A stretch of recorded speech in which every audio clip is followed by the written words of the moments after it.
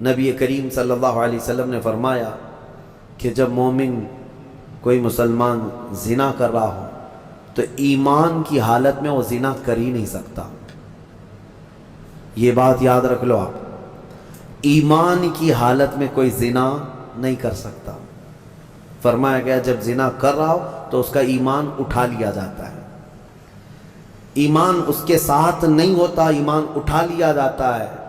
ایمان کی حالت میں زنا نہیں ہوتا، اور جب زنا کر رہا ہوتا ہے تو ایمان نکال لیا جاتا ہے، وہ معلق ہوتا ہے، آسمانوں پر لٹکا ہوتا ہے. اس زنا کے حالت میں اس کے ساتھ ایمان نہیں ہوتا. اب جو آیتیں آئی ہیں، اللہ فرماتا ہے الزانیۃ والزانی فاجلدوا کل واحد منہما 100 جلدہ. زنا کرنے والے مرد اور زنا کرنے والی عورت کو 100 کوڑے مارو. یہ ان کے لیے ہے جو غیر شادی شدہ ہے، اور جو شادی شدہ ہیں ان کے لیے رجم ہے. رجم کا مطلب ہے پتھروں سے اتنا مارو کہ وہ ختم ہو جائے، ان کی موت تک انہیں سنگسار کرنا ہوگا. یہ اتنی ہیبتناک سزا ہے دنیا میں کہ دیکھو تو رونگٹے کانپ جائیں آپ کے. لیکن لوگوں کو ایسا لگتا ہے کہ ایسی اتنی بڑی سخت سزا کیوں ہے؟ میرے عزیزو، یہ ایک ناسور ہے، ایک کینسر ہے معاشرے کا. زنا جو ہے پورے معاشرے کا ناسور ہے، کینسر ہے. اور اگر اس پھوڑی کو نہیں ختم کیا گیا تو ہر ایک کے ہاں یہی چیز، یہی پھوڑی ہوگی. یہ وائرس کی طرح پھیلے گا. اور اسلام نے یہ سب سے بڑی سزا رکھی ہے زنا میں، سب سے بڑی سزا ہے. آج دنیا یہ مطالبہ کر رہی ہے کہ ریپسٹ کو اسلامی سزا دی جائے. کیوں؟ ان کی بیٹیوں کا جب ریپ ہو جائے تو وہ چلاتے ہیں. اسلام وہ ہے جو ہر ایک کی بیٹی کو بیٹی کا ہی درجہ دیتا ہے، ایک عظیم خاتون کا ہی درجہ دیتا ہے. زنا چاہے بالجبر ہو بالرضا ہو، دونوں زنا ہے. یعنی زور زبردستی کیا ہوا زنا ہی ہے، خوشی سے کیا ہوا اور بڑا گناہ ہے. اس کے متعلق حدیث پاک میں ہے زانی کے لیے 15 عذابات ہیں. 15 عذاب ہیں. 5 دنیا میں دیے جائیں گے، 5 قبر میں دیے جائیں گے، اور 5 قیامت کے دن دیے جائیں گے. یہ 15 عذابات وہ جھیلتا رہے گا زانی. یہ 15 عذابات کیا کیا ہیں؟ دنیا میں جیسے اس کے رزق کی برکت ختم ہوگی، اس کے چہرے کی رونق اٹھا لی جائے گی.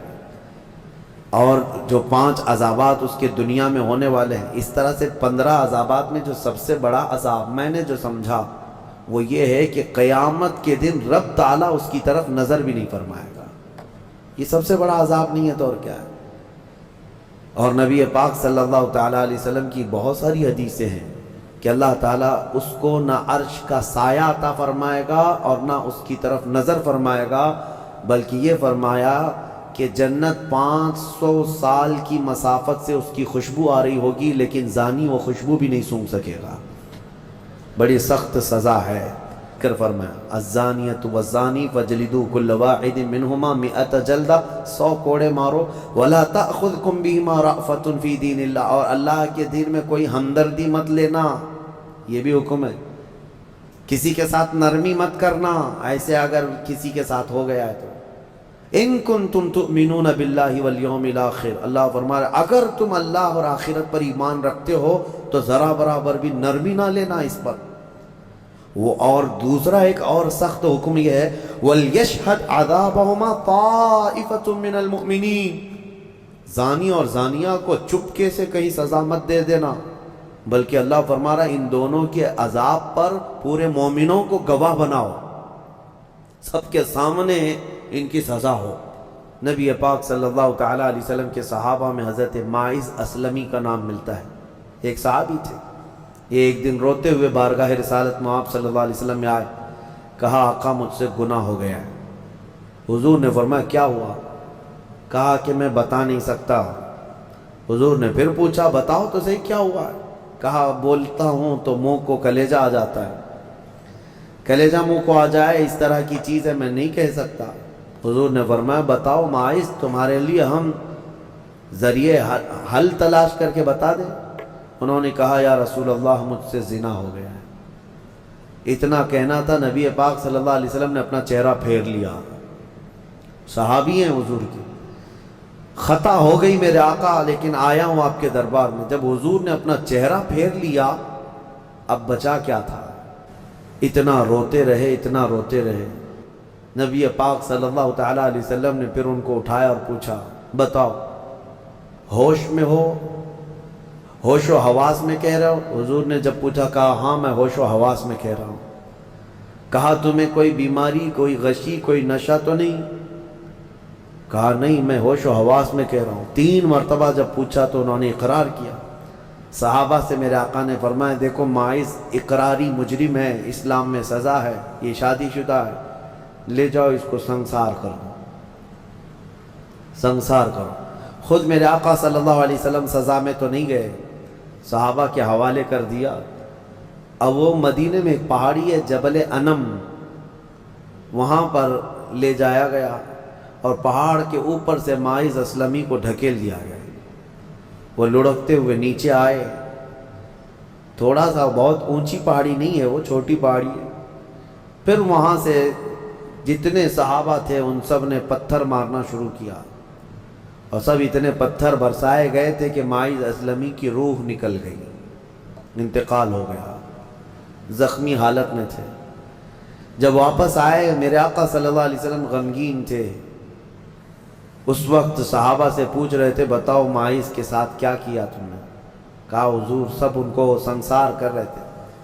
ایک صحابی آگے بڑھ کر کہتے میرے ہاتھ میں اونٹ کی ہڈی تھی, وہ لے کر کے میں نے مارا تو ماعز کی کھوپڑی پر لگ گیا, خون کا فوارہ اچھل کر میرے بدن پہ آیا. میں نے یہ کہا یہ کس پاپی کا خون لگ گیا, یہ کس خطاکار کا خون لگ گیا. میں کپڑے جھاڑ کر کے باہر آ گیا. میرے آقا صلی اللہ تعالیٰ علیہ وسلم کو بڑا غم ہوا, کھڑے ہو گئے, کہا یہ جملہ مت کہو, ماعز نے موت سے پہلے سچی توبہ کر لی. سزا تو دینی ہی تھی, اسلامی حکومت ہے تو سزا دی جائے گی, صرف توبہ کافی نہیں ہے. توبہ کر لی لیکن اب اس کے لیے برا جملہ مت کہو. میرے آقا نے فرمایا اللہ تعالیٰ نے ماعز کی سچی توبہ کی وجہ سے جبرائیل کو بھیجا اور یہ فرمایا یا رسول اللہ آپ کے غلام نے ایسی توبہ کی ہے کہ اس کی توبہ کے عوض اللہ نے پورے مدینے والوں کی گناہ معاف فرمایا. ان صحابہ کو یہ ڈر تھا کہ قیامت کی سزا بہت سخت ہے, دنیا ہی میں لے لو بہتر ہے, بہت عظیم ہے سزا.